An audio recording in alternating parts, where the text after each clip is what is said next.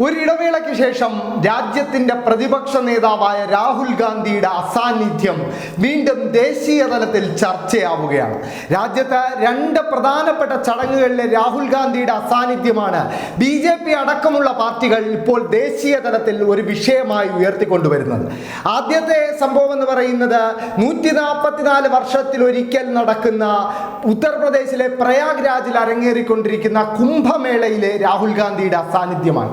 നമുക്കറിയാവുന്ന പോലെ കുംഭമേളയുമായി ബന്ധപ്പെട്ട കഴിഞ്ഞ ദിവസങ്ങളിൽ സർക്കാർ കണക്കുകൾ പ്രകാരം തന്നെ 30ഓളം പേർക്ക് ജീവൻ നഷ്ടപ്പെടുന്ന ഒരു ദാരുണമായ തിക്കും തിരക്കിലും ഒരു ദുരന്തമുണ്ടാവുന്നത് നമ്മൾ കണ്ടിരുന്നു. ഇത്ര വലിയൊരു ദുരന്തമുണ്ടായ ശേഷവും കുംഭമേളയുടെ സ്ഥലം സന്ദർശിക്കാനും അവിടെ ബാധിക്കപ്പെട്ടവരെ സാന്ത്വനിപ്പിക്കാനും രാഹുൽ ഗാന്ധി എന്തിനു മടിക്കുന്നു എന്നൊരു ചോദ്യം ഉയരുന്നുണ്ട്. ഇതുവരെ BJPയുടെ ദേശീയ നേതാവായ അമിത്ഷാ മുതൽ യോഗി മന്ത്രിസഭയിലെ മുഴുവൻ മന്ത്രിമാരും വരെ പ്രയാഗ്രാജിലെത്തി കുംഭമേളയിൽ പങ്കെടുത്തു കഴിഞ്ഞു. ക്ഷേത്രങ്ങൾ നിരന്തരം സന്ദർശിക്കുകയും ഈ അടുത്ത ഡൽഹി തെരഞ്ഞെടുപ്പിന്റെ ഭാഗമായി പോലും ഡൽഹിയിലെ ഒരു ക്ഷേത്രം സന്ദർശിച്ച രാഹുൽ ഗാന്ധിക്ക് കുംഭമേളയിൽ പങ്കെടുക്കാൻ എന്താണ് വിമുഖത എന്നൊരു ചോദ്യമാണ് BJP ഉയർത്തുന്നത്.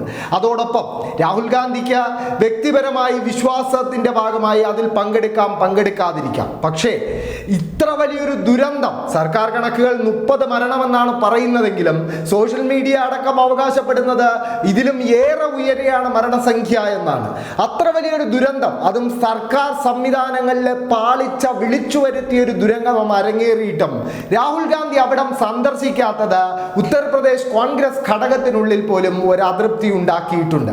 രണ്ടാമത്തെ സംഭവം എന്ന് പറയുന്നത് റിപ്പബ്ലിക് ദിന പരേഡിലെ രാഹുൽ ഗാന്ധിയുടെ അസാന്നിധ്യമായിരുന്നു.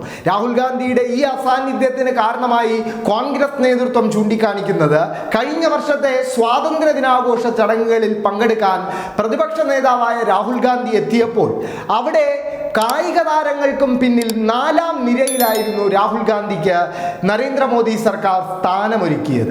ഇതുകൊണ്ട് തന്നെയാണ് ഇത്തവണ രാഹുൽ ഗാന്ധി പങ്കെടുക്കാത്തതെന്നാണ് കോൺഗ്രസ് വൃത്തങ്ങൾ വിശദീകരിക്കുന്നത്. പക്ഷെ അവിടെ ഉയരുന്ന ചോദ്യം, അന്ന് രാഹുൽ ഗാന്ധിയെ 4ാം നിരയിൽ ഇരുത്തിയതിൻ്റെ ചിത്രങ്ങൾ കാട്ടുതീ പോലെയാണ് ഇന്ത്യയിലെ സോഷ്യൽ മീഡിയയിൽ പടർന്നത്. രാഹുൽ ഗാന്ധിയെ അനുകൂലിച്ച് രാഹുൽ ഗാന്ധിയെ ഒരു കാലഘട്ടത്തിൽ എതിർത്ത് നിന്നിരുന്നവർ പോലും രംഗത്ത് വരുന്നത് അപ്പോൾ നമ്മൾ കണ്ടിരുന്നു. അത്ര വലിയൊരു പിന്തുണ ആർജിക്കാൻ കഴിയുന്ന ഒരു സംഭവമായി അത് മാറുന്നത് നമ്മൾ കണ്ടിരുന്നു.